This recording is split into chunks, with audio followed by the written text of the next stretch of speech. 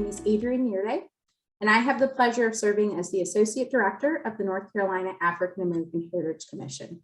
We want to welcome you to the fourth webinar in our 9-part series, Growing Our Griots, Strengthening North Carolina's Black Heritage Keepers. During this series, we will explore how our state's Black heritage institutions can execute innovative and sustainable work with the insights of a diversity of culture workers from across the state and country, like today's guest, who I will introduce shortly.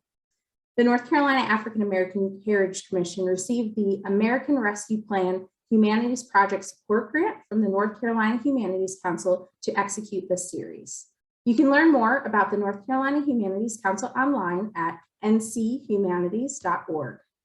Funding for ARP has been provided by the National Endowment for Humanities as part of their American Rescue Plan Act. Today, throughout the webinar, feel free to leave your questions in the chat where we will keep an eye on it throughout the presentation. As well, we will make space at the end of the webinar to answer your questions. I also want to take just a quick moment to thank the members of my team who made today possible. Our director, Angela Thorpe, Miranda Clinton, who is a graduate student in NC State's Public History program. Miranda's work is being funded through this grant. And a special hello to John Cooper, B. Pearson, Catalina Lopez, and Winifred Queer, grad student and undergrad students at UNCG, Wake Forest University, Belmont Abbey College, and Winston-Salem State University, respectively, who are joining us to do through this funding as well. Today's webinar will be available via recording, and all participants will receive the link. And as a note, we will be continuing this webinar series on Thursday, June 16th at 1:00 p.m., where we will be having a conversation with a leader from the State Historic Preservation Office on state resources that exist for African American property preservation. In the meantime, I am thrilled to welcome our presenters for today, Maya Brooks, who is the Mellon Foundation Assistant Curator at the North Carolina Museum of Art, as well as Carl Galloway, who is the Digital Engagement Manager for the North Carolina Department of Natural and Cultural Resources. Their full biographies are available online via our website. And with that, Maya and Carl, feel free to take it away. Thank you so much, Adrienne, and thank you, Miranda, for both having me here today. And then also just to let you all know who I am and what I do. So I am a curator at the North Carolina Museum of Art. I work mainly in contemporary art. However, I also own a contract business where I use my services to do different things, including marketing and engagement, digital mapping and things like that. And so I've been working closely with the African American Heritage Commission for a couple of years now. And it's been really exciting to have a partnership that allows me to kind of dabble in all the other things that I like to do beyond curation. So it's really, really exciting to be here to speak to you all. Again, welcome. And then a little bit of an introduction for you all. So I have these like 3 F's for us all to consider throughout my presentation. It's going to be a little corny, but I wanted to make sure that I broke this up into more digestible pieces because I will be giving a more like survey of the things that I want to talk about, especially because there's a lot to cover in marketing and engagement. It dabbles in a lot of different tools and suggestions. So I wanted to break it up for you all a little bit. So my first F I call familiarize, and I want to start by getting us all on a basic level of understanding of how to assess your current engagement strategies and find inspiration and decide on the most effective tools for your sites. And then I wanted to move into format. And so how to establish a design scheme and arrange successful campaigns. And when I say successful, you know, that's up to you all to determine what success means to you. Sometimes success looks like creating like the most engaging campaign you can with multiple elements and things like that. Sometimes success just means getting something out there for people to see. So it's all about how you define it for yourself. And the last one, I know it's kind of corny, but I wanted to talk about having fun with this work, especially with how you engage your stakeholders, and that this should be a fun experience for everyone. So I created a fun slideshow for you all. So you'll see a lot of characters kind of pop up here, a lot of colors. I also wanted to think of it that way so that you all aren't getting overwhelmed with this work because it is a large task for a lot of us who are at smaller sites especially.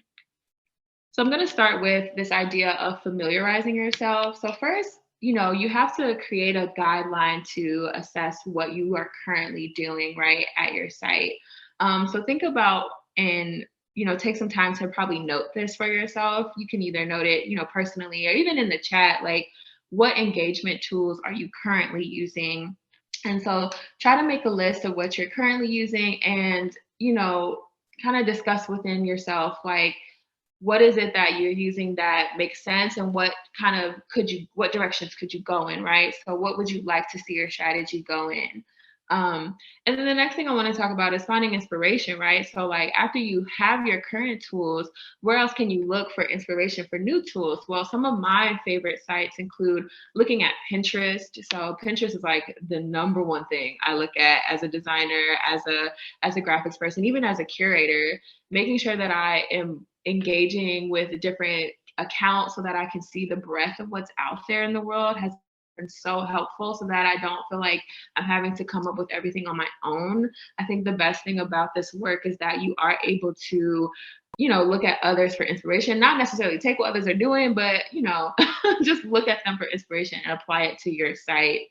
The other thing I like to do is like on social media or even on websites, look at similar accounts, look at like similar sites, look at similar projects that align with what you're doing, so that you all can start to see some patterns, right? Some patterns in the world, what's developing out there, what maybe haven't you thought about yet, and things like that.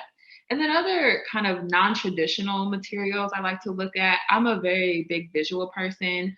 So I look at books, I look at movies and music, I look at different posters for media, different things like that. I have this wonderful book on my coffee table that is a vintage movie posters book, and I've taken a lot of inspiration from that. So like looking at graphics and design from like old kind of materials, so that I can see how I would make it contemporary, make it new, make it interesting for today. So I think that's also a really great resource for inspiration. And then after that, like once you kind of familiarize yourself with what's going on outside of you and outside of yourself, then you can decide on what's effective for you internally. So you have to formulate a strategy, right, for each of those different components. And most of these components will probably have different needs and or requirements. So thinking about things like your website, if you have a website, you may not be able to change it, especially for those of us who work with like within the state.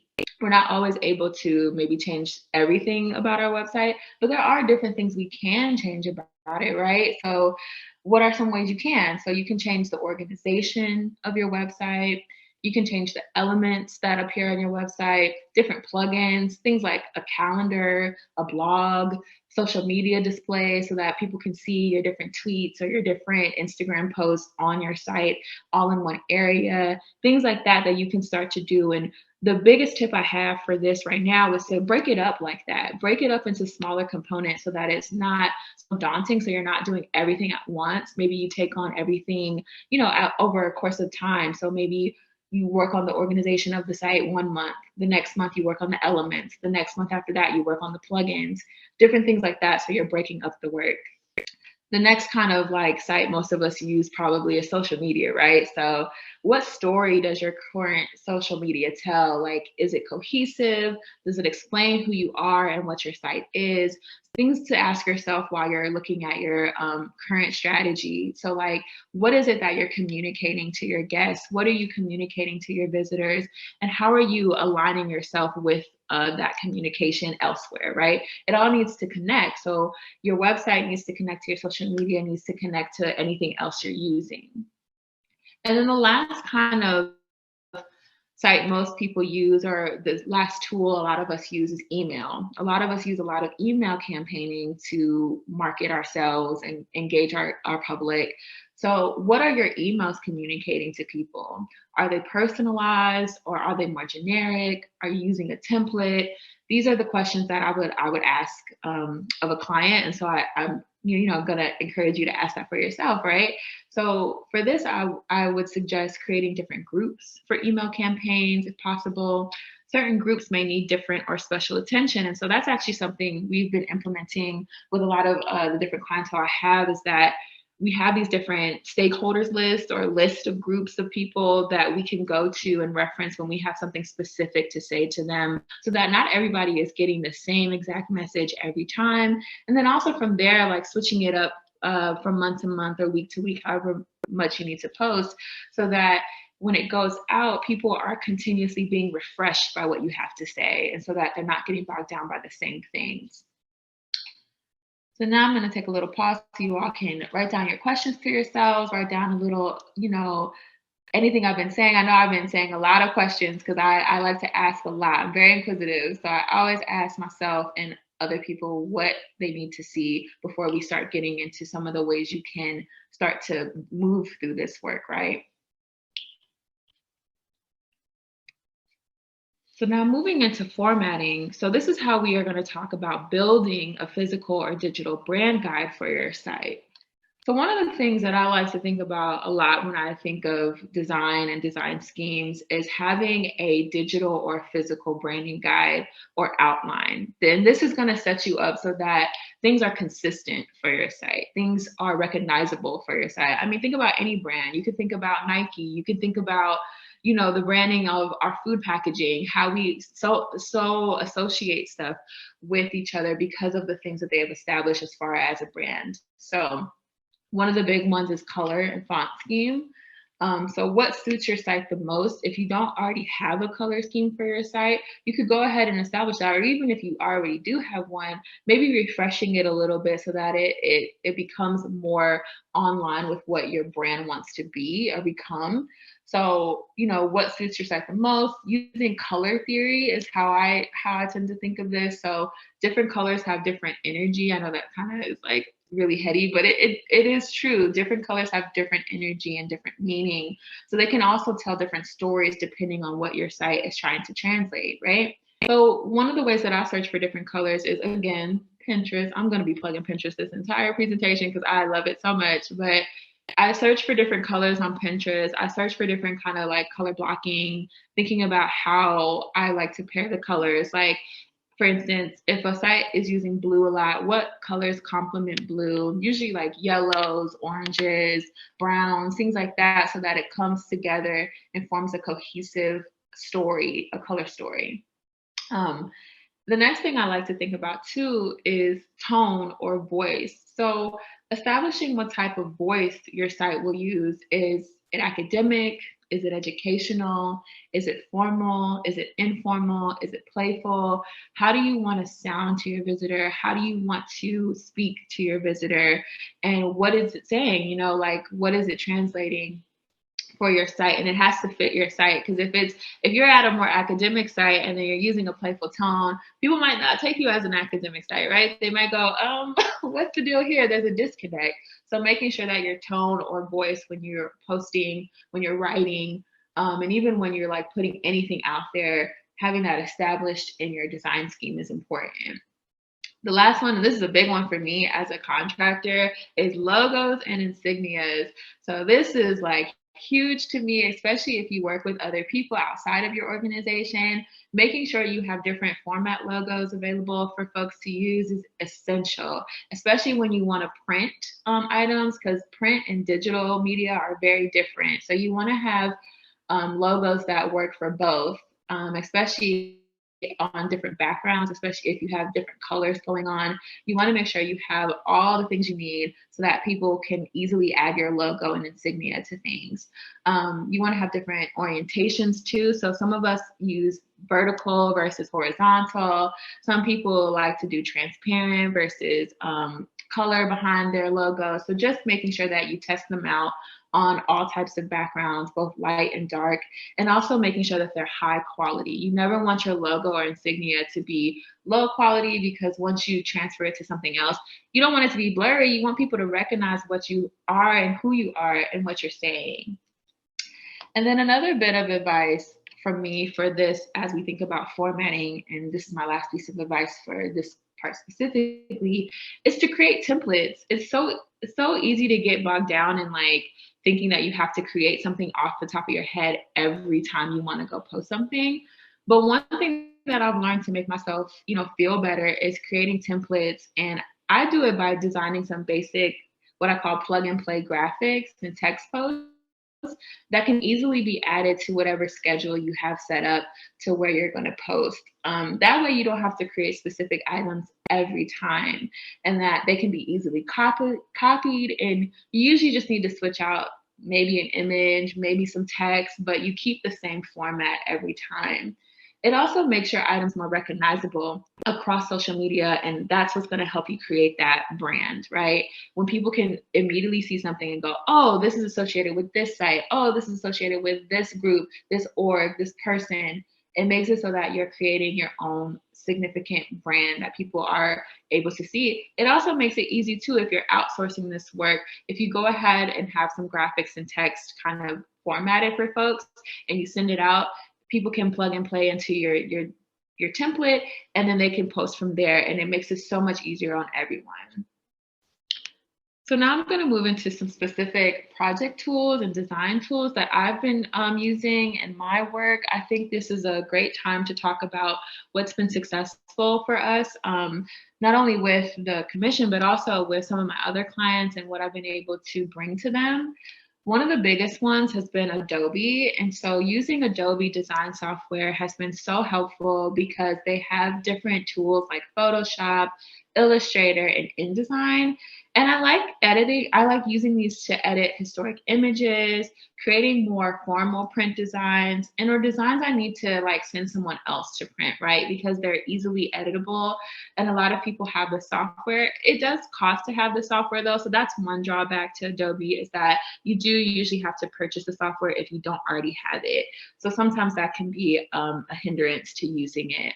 And also it takes some time to learn some of the tools. But luckily what I found is that if you go on YouTube or even back to Pinterest, if you use any of those tools to like look up tutorials, it is so easy to find some great help on how to create the design you want using Adobe.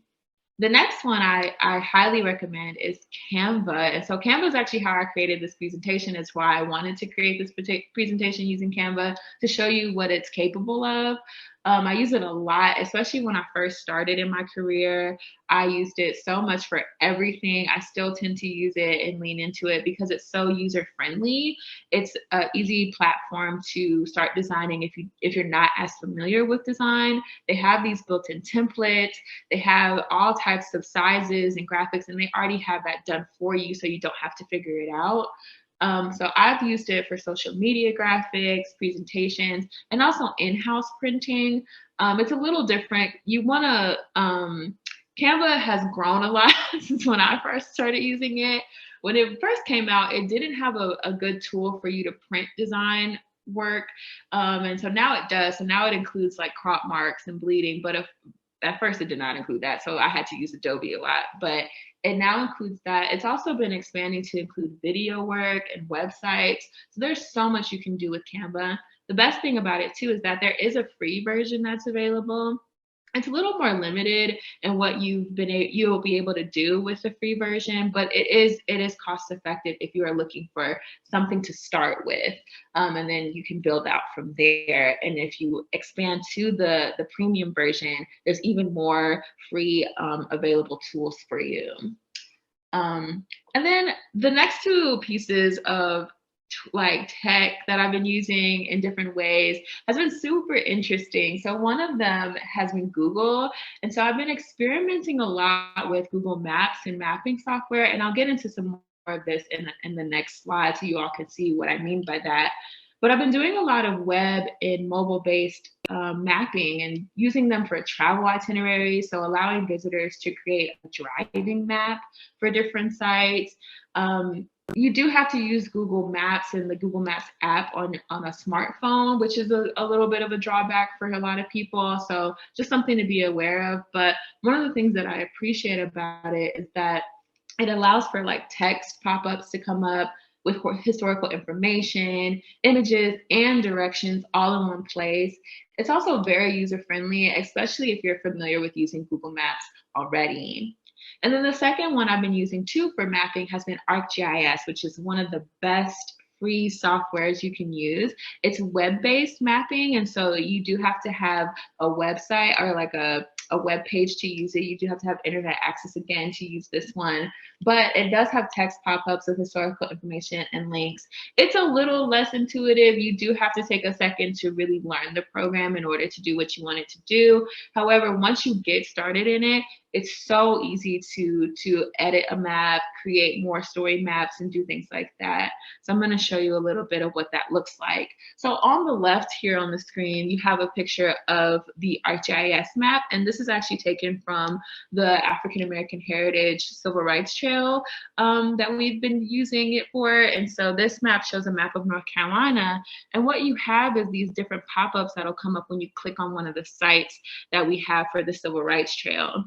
And so, for instance, the pop-up I have right now is about the Elizabeth City sit-ins in Elizabeth City, North Carolina. And so it'll give you a little information about what that site is, what happened at that site to be considered for the Civil Rights Trail, the address. And then once you zoom in, you can actually see where it is on the street, where it is in the town, and things like that. You can see it in conversation with these other sites is what I like about that one as well.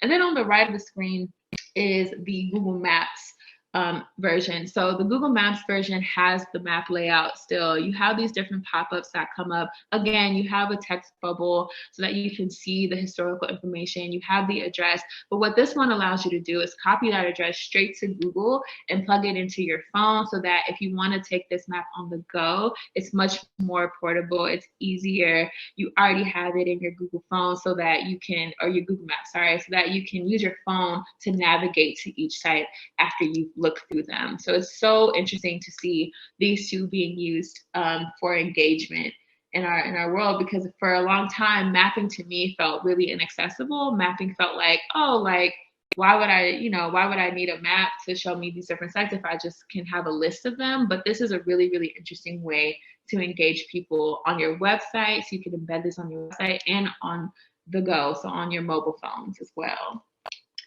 Okay, so my next slide, we're going to get into some fun a little bit. Oops, yes, we're going to get into some fun just a little bit. Thinking about promotion and engagement is fun to me anyway. So I've received some different questions from some different clients throughout the years, like, what kind of things should I be doing, Maya, especially when it comes to these specific engagement tools. So like social media, are there new ways to engage the visitor? Email, how do I get people to engage with my emails? Websites, how can I make my site easier to navigate? So I'll get into that a little bit. So for social media management, thinking about when you should post, you really need to establish a schedule, truly. Some tools have built-in calendar scheduling so you can post more regularly, whereas there are other tools, and I'll actually drop them in when we do the question and answer later so you all can see what tools have been successful for me. I've been using Hootsuite and Sprout Social lately to think about establishing a schedule for my social media so that I can just plug them in and I don't have to think about it as much. I don't have to worry about every day going into the account, signing in and doing all this stuff and taking more time out of my day. I can just set it to post when I needed to and be done for the week. The thing about these tools too that I like is that they also have suggested times usually. So they'll actually suggest the prime time for you to post on your social media. However, with that, I would also do your own research on how to, determine the best time to post for your audience. For instance, for a lot of us, most people will see our content during the week because we are more businessy or academic institutions. So when you think about that, Tuesdays and Thursdays tend to be the best days to post, and time frames will vary, but a lot of people like to look at their phones during their lunch hours. So that seems to be the most fitting hour for a lot of folks to post. So that 11 to like 1 o'clock slot is usually where I get recommended to post on the back end of these different sites. And so usually that's when I will try to post, is between like 11 and 1, Tuesday, Thursday, or if not, Monday through Friday somehow. And so that's a good way to think about it too, and just start there. And then when you think about, are there any new ways to engage your visitors? You gotta gotta be willing to try some trends just a little bit. Don't lean too far if it's not, your thing, if it's not authentic to you, but be willing to try some new things to kind of mix up what you're doing. So, like mixing static images with videos. A lot of us have been probably seeing them, but like Instagram highlights and reels, I know it's not the most exciting thing for a lot of people, but they are very engaging and they're a new way to think about how to talk to your visitors through video versus just like a single post that's a static image. And then also one thing that I've wanted to try lately is posting with another account. I noticed that Instagram upgraded their format so that you can actually post with another person now and it'll show up on both of your feeds. And I think that idea is so good because what it allows you to do is share the wealth with each other and share your reach. So if you are partnering with an institution or you're partnering with another site or organization, having that reach both of your clientele or both of your visitors at the same time is so wonderful to think about. So just something to put out there.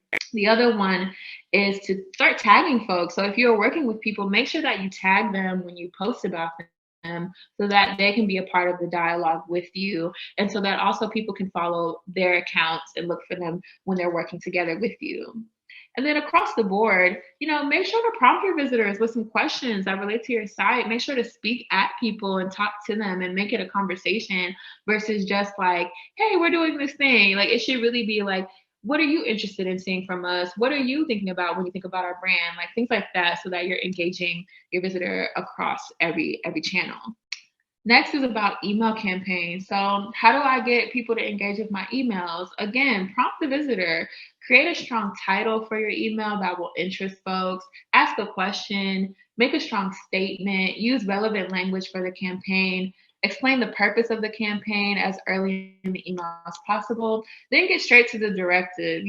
What should visitors do after reading this email? Are they visiting your site, registering at a link? Put that straight in the email and make it easy for everybody so that people can go ahead and click on what they need to click on, create hyperlinks, make it a number, that is, suitable so that people aren't getting redirected too much, but that they can click right on what they need to click on and get to where they need to go. And then add some different things. Like I've been adding short videos, I've been adding surveys, buttons, all kinds of things to my email. So people have something to click on and like look at while they're on the email so they don't just open it and go. Like that's been a big success for me, is adding something so that someone has something to click on or something to do when they open an email. And then also, again, back to scheduling, use an automated campaign builder like MailChimp, or sometimes they have like a schedule send, like Outlook has a schedule send, so that you don't have to sit and do it manually every time. You can actually get your emails out on a regular basis. And the last one is website. So how can you make your website easier to navigate? Pretty much just organize your site the way that you think visitors will flow through it. So, collect projects into similar folders and pages, create direct links to your different pages on and/or external sites as necessary, and make it so that when visitors come to your site, it's easy to navigate. Okay, so I know I'm coming up on my time, so I want to make sure I get to this last point because it's super, super important. The last thing I want to talk about is evaluation. So how to determine your campaign effectiveness, because this is a part that I think we all kind of forget about or like skip in our idea of what can make a successful campaign. So the last one to me is evaluation. So track how effective your campaigns and initiatives are, how many followers you retain each month, quarter, year, however you want to do it, but how many followers are keeping up with you throughout the year, how many people click and watch your posts or visit your website. So there are two ways to do this. One way that I have found really successful is the built-in analytics that sites have. And so this is usually available for individual sites and pages. Like for instance, if you go on like Twitter, you can go on your settings and look at your analytics. Instagram, same thing. Usually your website will also have a way to look at analytics on the back end if you're familiar with that. I know I do that for my personal website. I track how many people have visited my website, what pages are they looking at, and how much time they're spending on each page. Another tool that I wanted to provide for you all is Google Analytics. Google Analytics is a web analytics service offered by Google that tracks and reports website traffic and social media accounts all in one space. It's really a great tool. It takes a little bit of time to set it up, but it's a really great tool if you ever want to know how much traffic you're getting to any of your sites. So I want to end there so I don't take up too much time and let our next presenter go. But I want to say thank you all so much for allowing me to present to you all and talk to you all. I know that was a lot of information kind of thrown at you, but again, I wanted to give you as much as possible. But thank you so much. And here's my information. If you all need anything or have any other further questions, then I'll be happy to answer some more during our question and answer session. Thank you. Thank you, Maya. I think I need to reach out to you and learn a few more things after this. I want to thank the commission, everyone who worked to put this together, Miranda, for all your help. Angela, Adrian, as always. My name's Carl Galloway. I work for the Department of Natural and Cultural Resources and Marketing and Communications. And I am a digital engagement manager. And that means a lot of things. We all do a lot of different stuff. We wear a lot of different hats, but primarily what I'm tasked with and what we as a department are tasked with is reaching out to North Carolinians, transmitting stories, lifting up stories, communicating different events and activities really across the state as a whole. So it's quite a lot, and I'll go ahead and share my screen here. Great. What I'm going to start with today is something of a kind of a broad approach. We work in marketing and communications, but primarily what we're tasked with doing and what we do is tell stories. At the end of the day, we want what we are telling people to resonate, to have meaning for them. And so considering what makes an interesting story, an engaging story, is an important place to start. Great stories move us, and they have the power to tap into our emotions and inspire a sense of wanderlust or place. And they have the potential to take us from our everyday spaces to places across the world, or in the case of our work, across North Carolina. Things that resonate with folks, and what makes a great story, the basics. A good story is authentic, creative, creates an emotional connection or a personal connection. It can inspire action, and it takes an audience on a journey, either digitally or encourages them to visit spaces physically. They can be entertaining, educational, universal. Good stories should be organized, easy to understand, especially in the digital world. I think that throughout this, it's good to keep in mind the importance of and kind of the necessity of short form stuff. Whatever it is you're doing, whether it's video or writing or social media posts, stuff that's summarized and easy to absorb quickly, overall works well. And it depends on your audience, of course. If you have a really dedicated audience or an interested audience, longer form stuff can be good, but short form works well. And memorable. There's a lot of different ways to make something memorable, funny, scary. A lot of folks like ghost stories in North Carolina. So I'd like to take you through, to sort of highlight this storytelling approach, a couple of brands that the department has created, just as examples. This one is Come Here, North Carolina. It was created in 2019, which was the year of music. And we created this brand in order to highlight North Carolina music, lift up North Carolina music history and the music industry. And over the past 2 years, it's been particularly helpful in guiding virtual programs, digital programs during the pandemic when folks had not been able to go out and see live music. We use it to sponsor festivals, etc. But the focus is that North Carolina or American music has its roots in North Carolina. Almost all American music in some form or another, as I've learned over the past few years. And so we use this brand to create a place-based connection. And the rationale is that we need to lift up this music and lift up the folks who make it. So this is one of our brands that we use to communicate that. 2019 was declared the year of music. So this is an example of how you can use trends or announcements or happenings to create awareness around your story or around your brand. And that's what we used here, along with Governor Cooper's proclamation.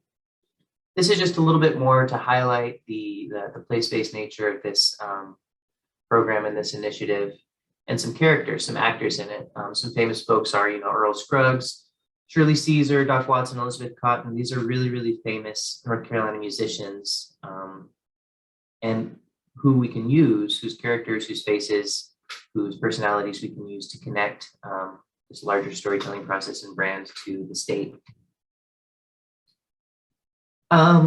It's important when you're creating stories, whether you're creating a social media campaign or a Medium blog, whatever it might be, to go into the community and to have conversations with folks about what matters to them. In music, there's a wide array of stuff that you can reach out and talk to. There's different communities, there's different folks, but it doesn't have to be necessarily on such a broad scale as the state of North Carolina. I think that community conversations that are happening at local restaurants, coffee shops, churches, these can all be impetus and book clubs, whatever it might be, and a focus to think about what might be interesting or good information to transmit in storytelling. For this program, we used a lot of video content. Another thread is that video is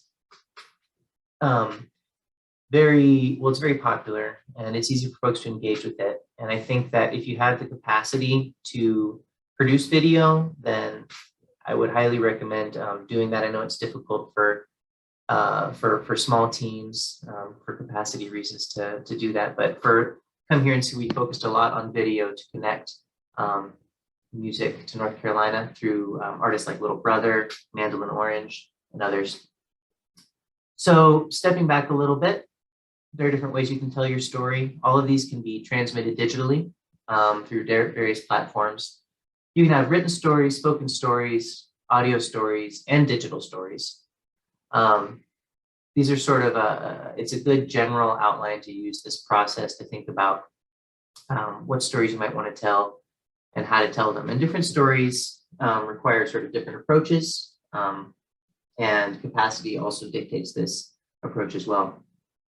In the case of Come Here, North Carolina, we utilized archival pictures, we utilized video, as well as a blog to reinforce this kind of place-based story. Another one of our initiatives that we have worked with and developed is one called Hello North Carolina. This one is developed to tell the stories of rural North Carolina and in rural spaces. North Carolina is a largely rural state, and we wanted to reach out to those counties and help lift up their history.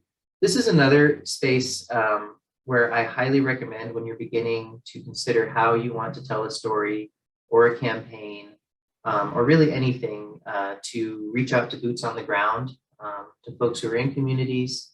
You can do this in a variety of ways.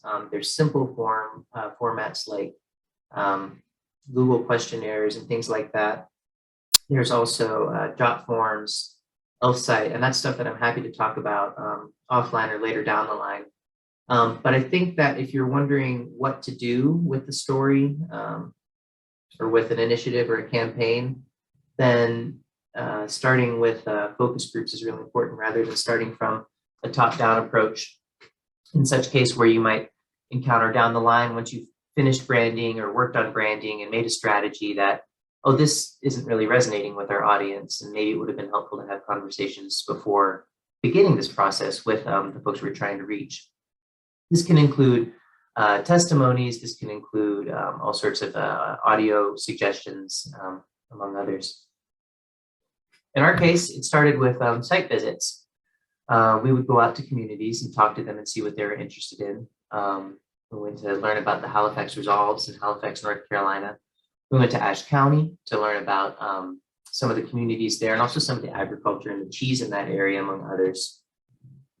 Talking about things that resonate with communities, you never really know what is going to resonate, and sometimes you will be surprised. I think that Maya mentioned some leaning on trends as much as possible, or experimenting with trends. And if you're starting out with a social media platform or with any platform, trends like Throwback Thursdays is a really great way to start.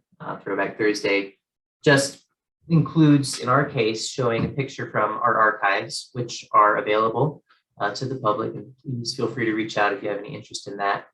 And in this case, we started sharing pictures of courthouses, and there seems to be a really broad community that's interested in old pictures of courthouses. We picked up on that, and we sort of continued that trend of sharing these pictures of these courthouses. But Throwback Thursdays is a really good place to start if you're just sort of dipping your toes into social media or social media platforms. And you can also encourage folks to engage with these posts or with these ideas by asking them, hey, do you know this courthouse? User-generated content is always really helpful in this case. We use a lot of blogs in our work. We use a lot of blogs to talk about a lot of different things. And specifically, we use a platform called Medium. Medium is an online platform, super user-friendly, lets you drag and drop pictures, short-form blogs, long-form blogs. You can embed Spotify playlists. You can really tailor these blogs just to whatever you need. It's a free platform. A lot of people use it. And so I recommend it to get to sort of enter into a community of broad readers. That's a really good place to start. If you're thinking about starting a blog, but you don't have a very robust website, you can always start a Medium and then link it onto your website. And it's a really easy and kind of a fun process to engage with. Okay, so this really resonates with the stuff that I've said so far, but telling new stories in familiar spaces. Some more broad guidelines. You can think about elements that fit into your region's cultural landscape. Do you have any local famous musicians? Do you have a mural, for example? What kind of food comes from your area? Do you have local buildings that are famous? What's the story of that building? Starting local, talk to different community members and their interests. Find something that's unique about your space. What would you like to share with an outsider? Or a fun process in the information gathering step of building out a story, an initiative, a campaign, whatever it might be, is to invite someone from outside of your community in just for a tour, give them a tour of the space, and then ask, what is it that resonated with you? What is something that I didn't mention that you thought was interesting? And they may say, oh, that water tower, where's that? That looks pretty cool. Or that old sign on the side of that building there. Utilize existing resources, photo archives, cultural institutions, libraries. We're an incredible resource for North Carolina and encourage anyone who's interested to reach out to us for help navigating the archives or any other resources we might have. And you want to root stories in place, telling your story through the eyes of a local to anchor it in emotion or in nostalgia. So I'll talk a little bit now about podcasting.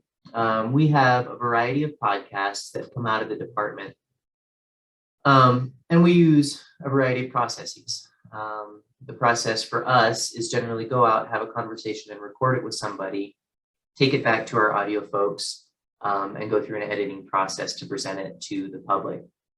If you don't have an audio team or a video team, and a lot of folks don't, I can recommend the platform Anchor. It's very user-friendly. You can capture audio right on your phone if you need to. And in fact, if you're just having community conversations or sort of off-the-cuff conversations, audio quality isn't necessarily the most important thing to think about. So if you're creating a podcast for the first time, don't worry too much about it sounding perfect. Just worry about some of the rhythm and the flow. And this is a really great platform to experiment on. Try it out, see how it sounds, and kind of have fun with it. It takes a lot of work, but if you have dedicated folks to do it, and if you have interesting stories in the community, it can work with pretty minimal technical refining. So here's a little bit of something that we use. So we have a podcast called Hello NC Stories from Main Street. This goes back to the use of Medium, the online blog. So Medium is a really easily manipulated host site that can let you write a blog or a piece that gives context to something like a podcast episode, and then you can embed the episode within that Medium blog. So that's an example of using two different kinds of media. Well, three, if you include some of the images, and presenting it in a nice tight package. And that's how we've done this so far with this podcast. Some of the examples of stories that we've done: we visited Shelby, we spoke with Afton C, and learned more about David Lee in the area, who is an entrepreneur, recorder from Shelby. Shelby is a very musical space. It's known for Earl Scruggs, the banjo player. We wanted to explore other music that had happened in the area and learn about that. It was a really fun episode to do. Foodways. So this is an example. If you're trying to tell a story and you're not sure what to focus on or to go with, you can always refer to some very broad, simple categories like food, art, music. These things are really good to rely on. Sports, of course, things like that. Because there's that's stuff that folks are always gonna resonate with or find interesting.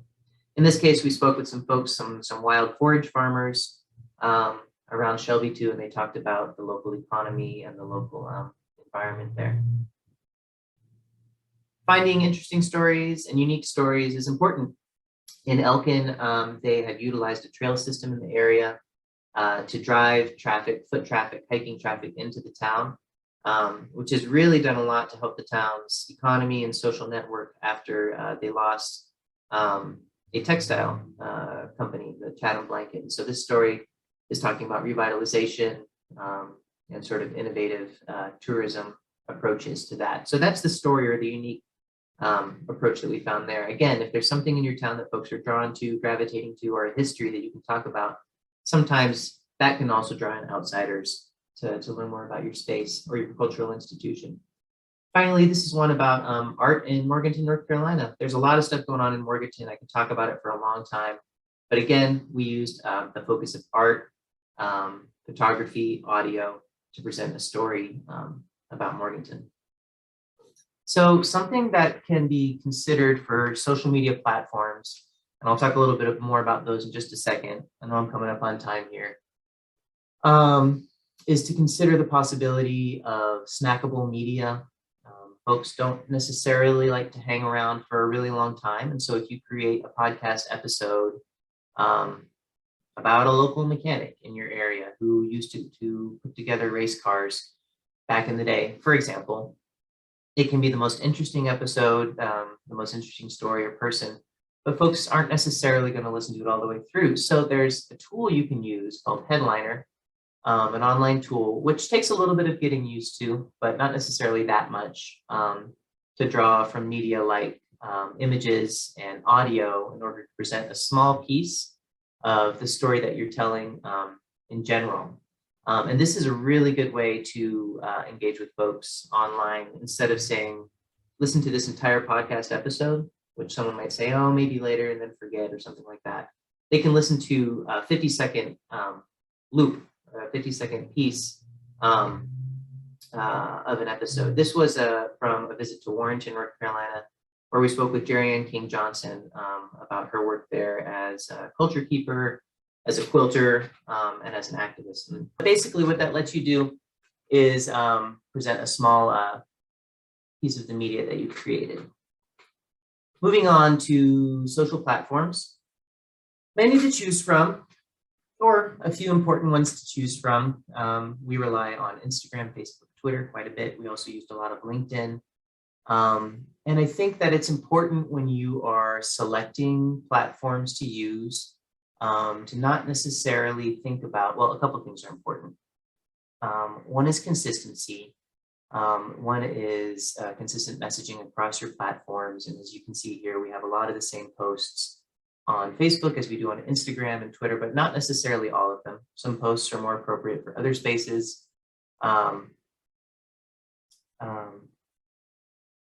But consistency is definitely important, considering what you can, what you have time to maintain and to curate. And I'm happy to follow up with more strategies about these specific platforms for folks that need them. But I'll refer back again to what Maya said, that lean on some of these trends that come up. It's pretty easy to look up calendars for hashtag days, national hashtag days, or weeks or holidays are really good spaces to develop media or content surrounding any of those topics. So broadly, that's how we go about telling stories. When you're considering what you're going to use in terms of digital tools, online tools, there are a couple of things that are really good to consider. One is capacity. Consider your goals. What are you trying to do? Who do you want to reach? And also remember that social media maintenance is a full-time job, or it can be a full-time job. And when it's used well, it is a full-time job. There's lots of different options. They might not all be great for you. You can use LinkedIn if you're looking to find access to maybe to grants. If you're looking to hire folks, if you want to get access and explore a slightly more professional community. Facebook is good for planning events, presenting events. It also skews to a slightly older audience. If you know that in your community, your audience that's looking for information falls in that demographic, Facebook can be a good space to use that. Instagram, really popular, rich imagery, archival pictures, live happenings. If there's one that you had to pick, as long as you think you have enough visual imagery and rich imagery to share, that's the one that I would probably recommend. Twitter, of course, is good for a number of reasons. Quick news, it's a great complementary one too for folks who just want information fast. And for government spaces, again, for state departments and things like that. Podcasts are engaging, really engaging, but they are time intensive. They also need consistent attention. And it's good to try to plan out a schedule for sharing those. Medium is another one that's really easy to get started with that I highly recommend. And I think that, for example, you could pair Medium with Instagram and share pictures related to your story on Instagram and then connect to these Medium pieces. That would be a perfectly good strategy to start with, just using those two platforms.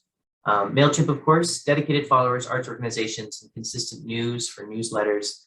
That one takes a little bit of getting used to, but not too much. And you can also engage or utilize different platforms like Canva and other design tools to share on there, as Maya suggested as well. I also greatly suggest or highly suggest exploring social media scheduling platforms and editing platforms. Sprout Social is the one that we use. This takes all of your accounts and puts them in one place. It also can make the process of posting and scheduling a little bit more user-friendly than some of these platforms have on their own. And instead of clicking between platforms, this lets you do it all in one spot, which for me makes it so much easier to do. I can just go into Sprout, start working on it, and not have to click out of one site or one space. So depending on how many platforms you have, really, even if you have just two, I would recommend using Sprout. It's going to make it a lot easier. And whoever's managing social media will have an easier time with that. It also lets you download analytics and reports really easily if you need those for yourself, for grant reporting, for really whatever it might be, to chart growth and to see like, okay, well, maybe Twitter isn't working so well for us. Maybe we don't need to use Twitter. It's fine not to use a platform if it's not working, or if you're not growing it, or if it doesn't seem to be resonating.